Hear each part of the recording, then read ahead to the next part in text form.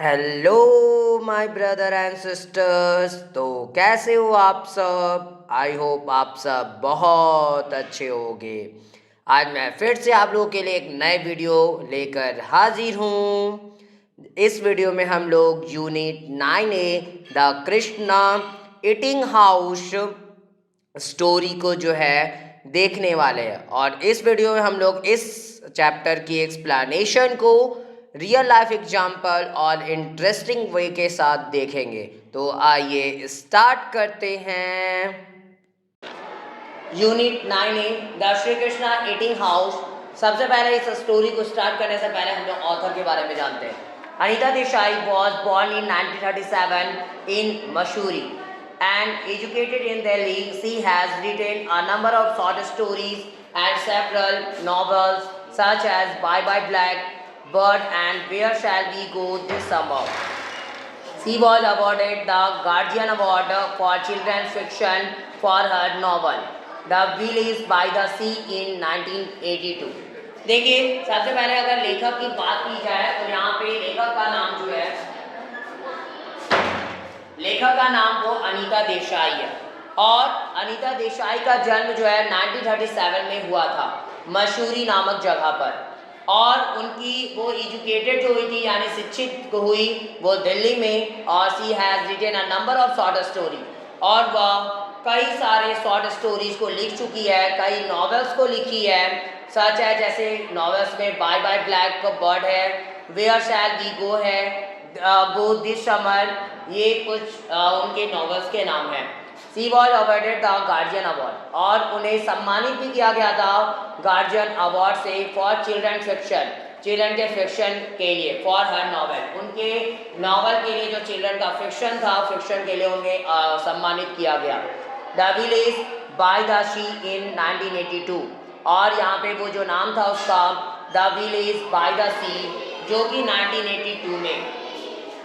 तो ये थी कुछ लेखक के बारे में। अब हम लोग कहानी को स्टार्ट करते हैं। उसके पहले before you read the Shri Krishna eating house is a part of the novel. देखिए, the Shri Krishna eating house जो है वह एक भाग है नॉवेल का। The village by the sea written by Anita Desai, और जो यहाँ पे जो village the village by the sea जो कि अनीता देसाई के द्वारा लिखी गई है। It is based on the poverty, hardship and sorrow faced by a small rural community in India. देखिए, जस्ट ये एक भाग लिया गया नॉवेल से। अभी हम लोग बोले ना, एक नॉवेल है द विलेज बाय द सी, ये नॉवेल से ही इस पार्ट को उठाया गया। यानी यह जो the Shri Krishna eating house जो है वो उसी नॉवेल से उठाया गया एक भाग है। क्योंकि नॉवेल जो होती है वो एक मोटी सी बुक होती है, और जिस नॉवेल को पढ़ पाना एक दिन में और एक क्लास में वो ऐसे नॉर्मली बच्चों के लिए वो पॉसिबल नहीं। तो यहाँ पे उसके लिए क्या किया गया, वहाँ से वो छोटी सी एक स्टोरी को लिया गया जो यहाँ इस एक न्यू स्टोरी के नाम से इसमें बैठाई गई है, लगाई गई है, और उसका नाम, ये स्टोरी का जो नाम हम बताए वो रखा गया। और it is based on the poverty, और यह किस पे आधारित है? पोवर्टी पर, दरिद्रता पर, गरीबी पर, हार्डशिप, कठिनाइयों पर, and sorrow faced by a small rural community in India, और दुख पर, जो चीज़ें जो फेस किए हैं जो स्मॉल रूरल है, जो स्मॉल रूरल, रूरल का मतलब ग्रामीण लोग, गांव के जो लोग हैं, ठीक है, कम्युनिटी जो है, गांव की जो कम्युनिटी है, समुदाय जो है भारत में छोटी, वो जो फेस की उसके पे आधारित ये एक स्टोरी है। The story revolves around the hardship faced by a 13-year-old boy Hari, who stayed in a village named Thul with his 3 sisters and a bedridden mother to take care of. देखिए, यहाँ पे यह जो story है वो revolve करती है just around the hardship, hardship के बारे में, जो कि फेस की गई है किसके द्वारा? एक 13 साल के लड़के के द्वारा जो हरी है, जो कि who stays in a village, और वह एक गांव में रहता है जिसका नाम थुल है, विथ हिज 3 सिस्टर्स, 3 बहनों के साथ, and a bedridden mother to take care of, और एक ख्याल रखी जा रही एक माँ है जो बेड रिडन मदर है। बेड रिडन मदर का मतलब एक बहुत ही मतलब प्रॉब्लम से गुजर रही उसकी माँ है। Life for Hari is hard with N alcoholic father, और लाइफ जीवन जो है हरी का वह बहुत ही कठिन है एक एल्कोहलिक फादर के साथ। एल्कोहलिक फादर का मतलब यहाँ पे ये है पियक्कड़ जिसको हम लोग बोलते हैं, उसके पिता पीने वो ये सब में वो है, ठीक है, तो वही अल्कोहलिक फादर है। In his endeavour for finding a way to earn money for his family he lives for Mumbai, old name Bombay.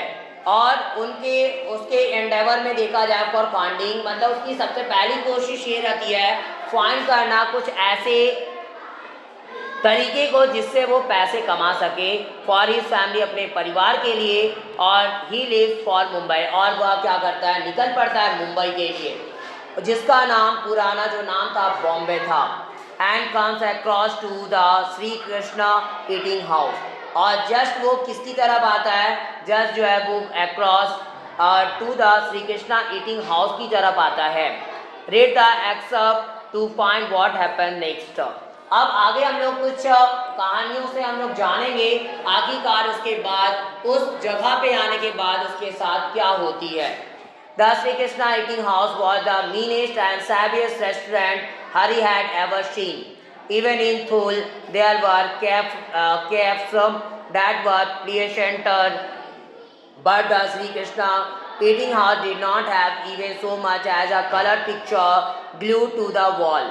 Or perhaps there had been one and it had disappeared under the green and soot with which the walls were coated.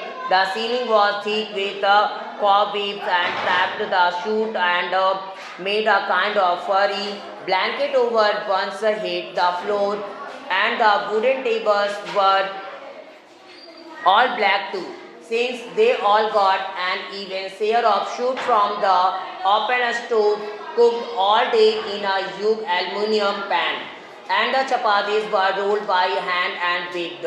It was certainly the cheapest restaurant anyone can find in Bombay.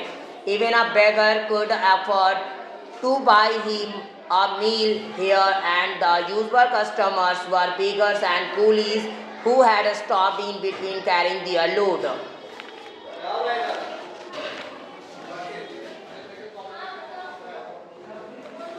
तो अब यहाँ पे क्या होता है, जो Shri Krishna eating house जो थी वह एक बहुत ही मतलबी और जर्जर एक रेस्टोरेंट थी। कोई अच्छा खासा रेस्टोरेंट था नहीं, बस एक नॉर्मल सा रेस्टोरेंट था। हरी हैड एवर सीन, और हरी जो है ऐसे देखा था इसे इवन इन थूल में, यहाँ तक कि वो देखा। देयर वर कैफ्स, और वहाँ पे क्या था, कैफ्स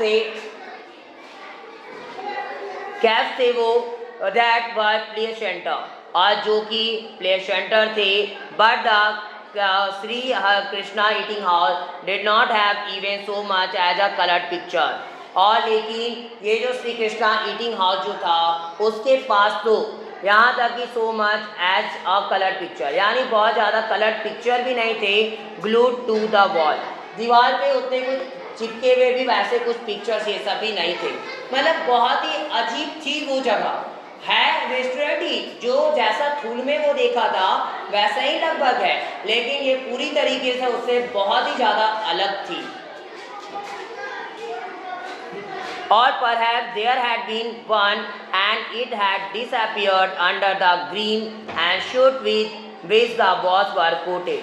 और या तो शायद यहाँ पे क्या रह चुका है, एक ऐसा, या इट हैड डिसअपियर यानी वो ना देखा गया हो ऐसी चीज़ें under the green and soot with which the walls were coated, और जो कोट की गई थी दीवारों को, जो कि ऐसे लग रही थी जो पूरी तरीके से वो दीवार भी एकदम अजीब थी, उसको छिपाने की कोशिश ऐसे की जा रही है।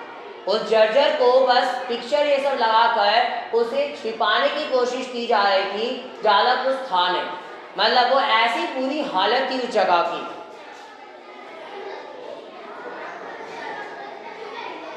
The ceiling was thick with cobwebs that trapped the soot and made a kind of furry blanket over one's head. और जो सीलिंग थी वह ठीक थी, मोटी थी, with cobwebs that trap the shoot, और जो कॉक वेव के साथ वो मोटी थोड़ी लगती थी और जो फंसा कर रखी थी शूट को, and made a kind of फरी ब्लैंकेट, और एक फरी ब्लैंकेट के समान, फरी ब्लैंकेट का वो एक प्रकार जैसा बना था ओवर वन से, जस्ट एक किसी के भी हेड के ऊपर। The floor and the wooden tables were all black too, और जो फ्लोर की जमीन जो थी, वुडन टेबल्स जो थे वो पूरी तरीके से काले भी थे। Since they all got an even share of shoot from the open stove cooked all day in a huge aluminium pan, और जबकि वे सभी जो है वो प्राप्त किए एक यहाँ तक कि शेयर को शूट की फ्रॉम द ओपन स्टोव, जो खुला स्टोव था उससे, कुक्ड ऑल डे, जो पूरे दिन जो है वो पका था, इन अ ह्यूज एल्यूमिनियम पैन, एक विशाल से एल्यूमिनियम पैन में, and the chapatis were rolled by hand and baked, और जो रोटियां होती थी उसको हाथों से रोल की जाती थी और पकाई जाती थी, यानी रोटियों को हाथों से रोल कर किया जाता वहाँ पे और पकाया जाता था। It was certainly the cheapest restaurant anyone can find in Bombay, और या ऐसे देखा जाए तो ये सबसे सस्ती रेस्टोरेंट लग रही थी जो हम लोग बॉम्बे में जो है वो किसी एक के लिए फाइंड कर सकते हैं। मतलब सबसे अलग थी ये रेस्टोरेंट और सबसे सस्ती वाली, मतलब कुछ अलग ही ये ढंग का वो रेस्टोरेंट था। Even a beggar could afford to buy him a meal here, और यहाँ तक कि एक बेगर भी जो है वो अफोर्ड कर सकता था कोई भी मील को लेने के लिए, यानी किसी भी टाइम का यहाँ पे अगर भोजन वो चाहता है, गरीब इंसान भी, भिखारी भी अगर कोई टाइम का भोजन चाहता है तो उसको आसानी से वहाँ पे प्रोवाइड की जा सकती है। And the usual customers were beggars, और जो यूजुअल जो कस्टमर्स थे वहाँ के, आमतौर पे जो ग्राहकें होती थी वहाँ के होते थे वो लगभग गरीब ही होते थे, भिखारी ही होते थे। एंड कुली होते थे, कुली जो माल ये सब ढोने का काम करते हैं वो सारे होते थे। Who had stopped in between carrying their load, और अपने लोड को कैरिंग करने के बीच में ही वो रुका करते थे, रुक गए थे वहाँ पे जैसे, और ये सारी कंडीशन जो है वो यहाँ पे देखने को मिलती है। The owner worked hard himself all day, और जो मालिक था वो भी बहुत कठिन परिश्रम अपने आप में करता था पूरे दिन। And had two boys to help him knead the dough in huge pans, roll out the chapatis and bake them over open fires which they kept lit day and night। और यहाँ पे दो लड़के थे उनकी मदद करने को, जो क्या करते लोई को गूंदते थे इन ह्यूज पैन, एक विशाल से पैन में लोई गूंदी जाती थी। जैसे रोटी बनानी है तो पहले लोई तो चाहिए, आटा को गूंदना पड़ेगा, तो उसके लिए दो लोग यहाँ पे थे। और रोल आउट द चपाती को रोल करने के लिए, and bake them over open fire, और उन्हें पकाने के लिए खुली आग में, which they kept lit day and night, और जो आग जो है वो जलती रहती थी, दिन हो या रात हो हमेशा वो आग जलती रहती थी, और उसी पे वो रोटियों को पकाते थे। When Hari sat next morning after being handed a tumbler of tea and a roll of chapati without his asking for anything, I have no money to pay for all this food you are giving me। तो जब हरी जो है कहा अगली सुबह, after being handed a tumbler of tea, यानी चाय के एक टम्बलर को हैंडेड करने के बाद, and a rolled up chapati without his asking for anything, और एक रोल्ड अप किया चपाती को जो रोल की गई just without his asking for anything, कुछ चीज़ के लिए वो निवेदन करने से पहले जो चपाती रोल की गई। I have no money to pay for all this food you are giving me, और मेरे पास कोई पैसे नहीं है इन सभी चीज़ों के लिए पे करने के लिए, क्या तुम मुझे दे रहे हो? Will you let me work in your kitchen instead, क्या आप जो है मुझे काम करने के लिए दोगे इसकी बजाय आपके किचन में, आपका जो किचन है उसमें मैं काम कर दूंगा। आप मुझे भोजन दे रहे हो तो मैं आपके किचन में क्या कर दूंगा, काम कर दूंगा, क्या आप मुझे करने दोगे काम? The man considered only a moment, अब तभी मैन जो है वो माना सिर्फ कुछ पल के लिए फ्रॉनिंग एज ही थॉट, और फ्रॉनिंग करता है और जैसे कि वह विचार किया। देन तब ही शेड, और तब वह कहा यस हाँ आई कैन डू, मैं कर सकता हूँ, विथ अनदर बॉय, दूसरे लड़के के साथ, इन द किचन में, start by washing these pots, ठीक है, स्टार्ट कर वो करता है ये सब पॉट्स को धोने के बाद वो स्टार्ट करे, वो सारे जो वो काम जो स्टार्ट किया, वो पॉट्स जो वहाँ पे गमले ये सब पड़े हुए थे उसको धोकर करता है।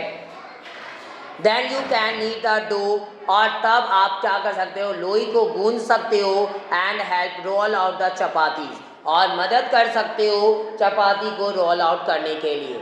If you like you can stay here and work for your mess and earn 1 rupee a day, और अगर तुम पसंद करते हो तो तुम जो हो यहाँ रह सकते हो, एंड काम कर सकते हो अपने मील के लिए, भोजन के लिए, and earn 1 rupee a day, और कमा सकते हो 1 रुपये पर डे के हिसाब से।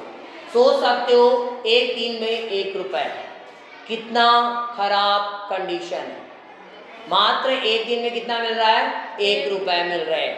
Like the other boy, just दूसरे लड़कों की तरह, जैसे दूसरे लड़के काम करते हैं वैसे ही दूसरे लड़कों की तरह तुम भी काम कर सकते हो। So Hari went to work in the small kitchen at the back of the eating house, इसलिए हरी जो है वो गया था काम करने को अपने छोटे से किचन में, at the back of the eating house, जो कि जस्ट ईटिंग हाउस के पीछे पर थी।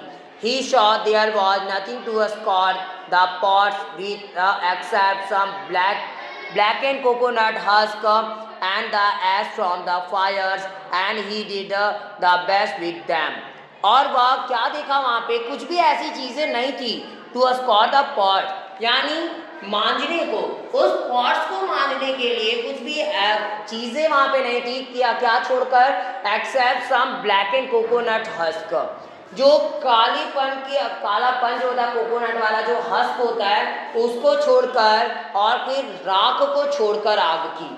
आप पहले के ज़माने में अगर बात की जाए, आज से कुछ साल पहले लोग बर्तनों को मांजने के लिए इसी का यूज़ करते थे। पहले के टाइम में साबुन नहीं हुआ करती थी, अब के टाइम में क्या है, लिक्विड भी आती है, ठीक है, शॉप लिक्विड आती है, वह बर्तन को मांजने के लिए लिक्विड आता है आपका, उसके बाद सोप है, लेकिन उस टाइम पे ये सारी चीज़ें अवेलेबल नहीं थी। लेकिन फिर भी कई जगहों पर लोग पैसे बचाने के लिए कम से कम पैसों का यूज़ करना पड़े, खर्च कम हो, इसलिए भी ये सारी चीज़ों का यूज़ करते हैं। तो यहाँ पे ये रेस्टोरेंट की भी हालत ऐसी थी, यहाँ पे भी जो है सोप ये सब का सुविधा नहीं दिया गया था, साबुन की ना सुविधा थी, ना ही जैसे अभी स्कॉच ब्राइट ये सब चलता है वो रगड़ने के लिए होती है ना बर्तनों को, वो सारी चीज़ें नहीं थी। तो क्या था, तो ब्लैक एंड जो कोकोनट हस्क होता है वो दिया गया, और साथ में जो जैसे चूल्हा जब जल रहा है तो उसकी जो राख बचती थी उस राख को दिया गया था। And he did the best with them, और वह जो है अपना उनके साथ जो हो सका वो उतना वो अच्छा किया। Later he had the 2 boys knead great heaps of dough in their pans, and this was hard work and made them grunt and sweat. और बाद में वह मदद किया उस 2 लड़कों की जो बड़े से क्या था, knead great heels of dough, एक हील को जैसे डो का, लोई का हील को जैसे वो गूंथ रहे थे, मतलब वो एक बड़ा सा हील को गूंथते थे। मतलब जो आटे की लोई होती थी वो छोटी मोटी लोई नहीं होती थी। आज हम लोग के घर में क्या, मम्मी हम लोग के लिए रोटियां बनाती है तो कितना, थोड़ा सा आटा, आधा किलो 1 किलो बस काफ़ी है, लेकिन वहाँ पे जो लोई गूंथा जाता था एक हील की तरह होता था। हील मतलब एक हील किसको बोलते हैं हम लोग, जो जमीन से ऊंची हो लेकिन पहाड़ से छोटी होती है, उसी को हील बोलते हैं। तो उसको हील के साथ कंपेरिजन किया गया है यहाँ पे कि वो हील की तरह थी, और उसको वो गुनाई में, उसकी गुनाई में वो मदद किया। इन दियर पैंस, उनके पैन में, and this was hard work, और यह जो था हार्ड वर्क था, कठिन काम था, and made them grunt and sweat, और उसे क्या कर दिया, पसीने से लथपथ, वो थक गया वो बहुत ज़्यादा, और पसीने से लथपथ हो गया। They did not speak to each other as they walked, और वे जो हैं वो did not speak to each other as they work, जैसा कि वे काम किए पर एक दूसरे से कुछ बोले तक नहीं। ठीक है, प्रत्येक दूसरे को कुछ बोले तब नहीं, क्योंकि वहाँ मजबूरी है, वहाँ पे काम करना पड़ता है। देखो इसलिए बोला जाता है ना, हमें हमेशा भगवान का शुक्रिया अदा करना चाहिए, क्योंकि हम लोग इतने काबिल हैं और इतना अच्छा इतने अच्छे हमारे पास पेरेंट्स है, हमारा फैमिली इतना अच्छा, हमारे फैमिली के लोग इतने अच्छे हैं, हमारे पास हर एक चीज़ की सुविधा है। हाँ, कुछ चीज़ों की कमी है, लेकिन दूसरों के मुकाबले हम फिर भी बहुत अच्छे हैं। और ये कंडीशन जो ये बच्चा फेस कर रहा है, सोच लो अगर हमारे पास ये कंडीशन हुई होती तो कितना बुरा हम लोगों को लग रहा होता, कैसे हम लोग उस चीज़ को झेल रहे होते। क्या हम उस टाइम पर कभी ये इमेजिन करने की भी सोचते? कभी उस टाइम पे हम लोगों को क्या लगता कि हम काश कुछ अच्छा जीवन जिए, हमारे पास भी एक अच्छा घर हो, हमारे पास भी जो है पैसे की अर्निंग हो, लेकिन कुछ सही तरीके से हो, ऐसे ज़्यादा मेहनत कहीं करना पड़े वो स्थिति ना हो। आज इस बच्चे को पर डे के हिसाब से 1 रुपये मिल रही है, यानी महीने का हुआ 30 रुपये। बेचारा इतना खट रहा है, दिन भर लगे हुए हैं, लेकिन फिर भी बदले में कितना 1 रुपये मिल रहा है। आज ये कंडीशन अगर हमारे साथ होती तो बहुत बुरा होता। इसलिए कभी भी अपने से अगर आपको लगता है कि मेरे पास इस चीज़ की कमी है, तो आपको हम लोगों को क्या करना चाहिए, अपने से छोटों को देखना चाहिए। छोटों का मतलब ये जो एज में छोटे हैं वो नहीं, जो रियल लाइफ में हम मतलब जितना कुछ हमारे पास है वो चीज़ें उनके पास अवेलेबल नहीं है। जैसे हमारे पास एक अच्छा सा घर है, लेकिन कई सारे लोग जिनके पास एक अच्छा सा घर नहीं है। हमारे पास पहनने को अच्छे अच्छे कपड़े हैं, हमारे पास ठंड से बचने के लिए कंबल है, स्वेटर्स है, लेकिन कई सारे ऐसे लोग हैं जिसके पास ये चीज़ें अवेलेबल नहीं है। और उन लोगों को क्या करना पड़ा है, या तो स्टेशन पे या तो कहीं पे भी खुली जगह पर उन लोगों को रहना पड़ता है, और उनकी मजबूरी है। वो चाहते हैं कि वो लोग क्या चाहते हैं कि हम लोग की तरह लाइफ बन जाए, कम से कम वो लोग इतने अच्छे हो जाए कि कम से कम एक जो जीवन हम लोग जी रहे वो जीवन वो जी सके कम से कम। और हम लोग की चाह क्या है, हम लोग उस लेवल के हैं अभी, मतलब एक नॉर्मल लेवल के हैं, हम लोग और बड़ा बनना चाहते हैं। हाँ, शौक रखना अच्छी बात है, सपना देखना अच्छी बात है, लेकिन सिर्फ उसी के पीछे उसी की टेंशन लेकर बैठ जाना वो गलत है। समझ में आ रहा है? और हमेशा जो है ये जो चीज़ें नहीं हैं उस पर ध्यान देना वो बहुत बड़ी गलतियाँ है हमारी, क्योंकि जो चीज़ें हैं उस पर पहले संतुष्टि करने की कोशिश करनी चाहिए, क्योंकि जो चीज़ें हमारे पास है वो चीज़ें ऐसे कई लोग हैं जिनके पास नहीं है। समझ में आ रहा है? तो इसलिए जो चीज़ें हैं उसमें संतुष्टि करना सीखना चाहिए। हाँ, सपना देखे, बड़े बड़े सपने देखे, पूरा भी करने की कोशिश करें, लेकिन जहाँ पे जो चीज़ नहीं होगी, जो चीज़ नहीं हुई, उसके लिए ज़्यादा रोना धोना भी नहीं। हाँ, अभी नहीं हुआ तो नेक्स्ट टाइम हो जाएगा, नेक्स्ट टाइम नहीं हुआ तो कोई बात नहीं यार, पहले कुछ लोग तो मेरे से भी खराब है, कम से कम उससे तो अच्छा हम हैं। कई लोग ऐसे जिसके पास पैर हाथ नहीं है, लेकिन कम से कम हमारे पास तो है। आज हमारे पास पैसे नहीं है, फिर भी हम लोग क्या है, हम लोग अर्न कर सकते हैं, कुछ ना कुछ दिमाग लगाकर, पैर हाथ चलाकर हम लोग फिजिकल एक्टिविटी करके अर्न कर सकते हैं। लेकिन कई लोग ऐसे लोग हैं जिनके पास ये सारी चीज़ें नहीं है, तो वो लोगों को तो ज़्यादा दिक्कत है। तो खैर भगवान का शुक्रिया अदा ये करना चाहिए कि खैर उन लोगों से अच्छा हालत हम लोगों का, ठीक है। तो ये सारी चीज़ों को हम लोगों को समझना, तो ये सारी चीज़ों को ही हम लोग समझ ले, तो ये स्टोरी का मकसद यही है, हम लोग को ये बताना चाह रहा है कि आखिरकार जो एक बंदा होता है जिसकी फैमिली की हालत, परिवार की हालत अच्छी नहीं होती, उसको किस किस प्रॉब्लम को झेलना पड़ता है, क्या क्या चीज़ें उसको फेस करनी पड़ती है। और उस चीज़ को ध्यान में रखकर हम लोगों को ये सीख लेनी है कि अगर हमारे पास भी वैसे बंदे अगर आ जाए और हेल्प लेने के लिए आते हैं, तो बिना झिझक किए हम लोगों को उनकी मदद करनी है, और हम लोगों को इसलिए वैसा लायक बनना है और ज़्यादा अच्छा करना है ताकि उन लोगों की मदद कर सके। समझ में आ गया? तो वो चीज़ें हमारे अंदर होनी चाहिए, क्योंकि सबकी कंडीशन एक जैसी हो, सब इंसान एक जैसा होगा, वो बोल सही नहीं है, वो बोल नहीं सकते हम लोग। अब पूरी दुनिया में सिर्फ हर एक तरफ खुशहाली होगी तो क्या दुख तो मान के चलो, अगर हर एक जगह से खुशहाली है तो क्या वो खुशहाली का महत्व ज़्यादा दिनों तक टिक पाएगा? नहीं टिक पाएगा। अभी हमारा कोई फेवरेट डिश है, मान के चलते हैं हमको कोई ऐसी डिश है जो बहुत ज़्यादा, डोसा लिए तो डोसा हमको बहुत ज़्यादा पसंद है, इतना ज़्यादा हम पसंद करते हैं। अब आपको रोज़ मिले, 3 टाइम्स मील की होती है, 3 मील में आपको डोसा प्रोवाइड किया जा रहा है, हर एक मील में आपको डोसा मिल रहा है, आपको ये लगातार कंटिन्यूअसली 1 वीक पूरी दे दी जाए। अब बताओ 1 वीक के बाद आप चाहोगे डोसे को दोबारा आप उठा के भी देखना? नहीं चाहोगे। क्यों? क्योंकि वो इस चीज़ को नहीं देखना पसंद करोगे, क्योंकि आप उब चुके हो, उससे बोर हो चुके हो। तो इसलिए हर एक चीज़ लाइफ में जरूरी है, समझ में आ रहा है? तो वो इसलिए ये हर एक चीज़ों का आना जाना तो लगा है, तो कभी प्रॉब्लम आए तो प्रॉब्लम को फेस भी करना है, उससे घबराना नहीं। ये नहीं कि आपके टाइम में क्या, अभी देखिए अभी क्या हो रहा है, अभी बोर्ड का एग्जाम चलना स्टार्ट हो गया, एग्जाम तो चल रही है, बोर्ड की इंटर की एग्जाम चल रही है। अब कुछ महीनों के बाद, कुछ मंथ के बाद रिजल्ट भी आएगा, 2 से 3 महीने या 1 से 1.5 महीने के बाद रिजल्ट आएगी। अब क्या उस टाइम आपको न्यूज़पेपर में सबसे पहला हेडलाइन क्या दिखेगा?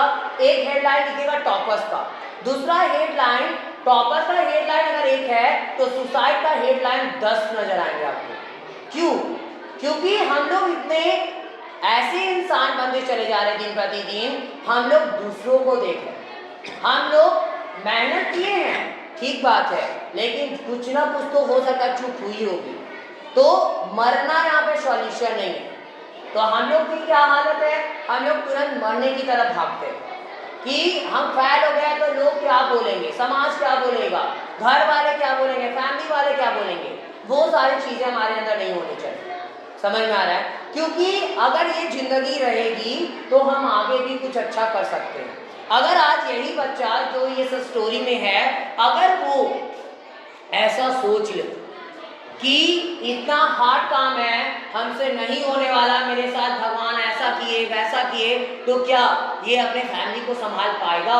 नहीं संभाल पाएगा, बिल्कुल भी नहीं संभाल पाएगा, क्योंकि उसके अंदर तो सिर्फ अफसोस रह जाएगा और वो तो सिर्फ टेंशन में खोया रहेगा, मेरे पास इतना प्रॉब्लम है, लेकिन वो सॉल्यूशन नहीं ढूंढेगा। सॉल्यूशन है, जब प्रॉब्लम आती है तो सॉल्यूशन के साथ आती है, प्रॉब्लम कभी अकेले आती ही नहीं, जब भी आती है तो वो सॉल्यूशन के साथ ही आती है। बस बोलते हैं ना, लोगों को ये देखने का नजरिया होना चाहिए।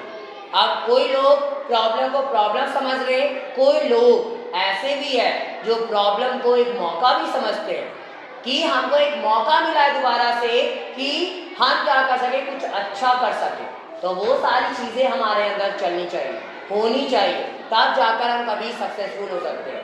आज कोई भी इंसान को आप ले लो, चाहे वो 12 के वो क्या नाम था वो याद नहीं आ रहा है, वो उनका एग्जाम्पल है जो IAS ऑफिसर है, या फिर आप जो है किसी RPS ऑफिसर है, वो 12 फेल जो हुए थे, और या फिर और दूसरे खान सर का एग्जाम्पल ले लो, या फिर और भी कई लोगों का भी एग्जाम्पल ले लो, आप पाओगे कि हर एक के लाइफ में फेल्यूर आया है, हर एक के लाइफ में हर एक बंदे कोई ना कोई प्रॉब्लम का सामना किए हैं, चाहे वो एग्जाम में फेल होना पड़ा हो गए वो, या तो लाइफ में कहीं ना कहीं वो फेल हुए, कभी ना कभी कोई ना कोई फेल हुआ है।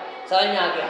जरूरी नहीं कि वो एग्जाम में ही फेल हुआ होगा, वो जरूरी नहीं एग्जाम में ही फेल हुआ होगा, लेकिन जब वो जो काम कर रहा होगा उसमें वो कई बार फेल हुआ, कई बार उसको प्रॉब्लम आए, और जो बड़ा इंसान है वो आप उसकी पूरी लाइफ की हिस्ट्री खोल लोगे ना, अर्ली लाइफ हिस्ट्री, तो आपको पता चलेगी रियलिटी। हर एक इंसान जितना सक्सेसफुल इंसान है, चाहे आप बिल गेट्स ले लो, मुकेश अंबानी ले लो, चाहे जो भी ले लो, हर एक कोई प्रॉब्लम का सामना किया है, कोई ऐसे आज फेमस नहीं है, कोई ऐसे आज करोड़पति नहीं है, हर एक के लाइफ में प्रॉब्लम्स आई है, चाहे कोई भी हो। आज हमारे कोई महापुरुष है, चाहे वो स्वामी विवेकानंद रहे या कोई भी रहे हो, हर एक के लाइफ में प्रॉब्लम्स आई थी, तब जाकर आज वो फेमस हुए और इतने प्रसिद्ध हैं और वो महापुरुष कहलाए। तो हर एक के लाइफ में प्रॉब्लम, जो फेमस इंसान है, जो प्रसिद्ध है लोगों के दिलों में, जो अमर है, वो हर एक इंसान कभी ना कभी बहुत सारे प्रॉब्लम्स को फेस किया, तब जाकर आज इस मुकाम तक पहुंचा है। तो इसलिए कभी फेल्यूर आए भी या प्रॉब्लम्स आए भी तो हम लोगों को घबराना नहीं चाहिए। आगे देखते हैं।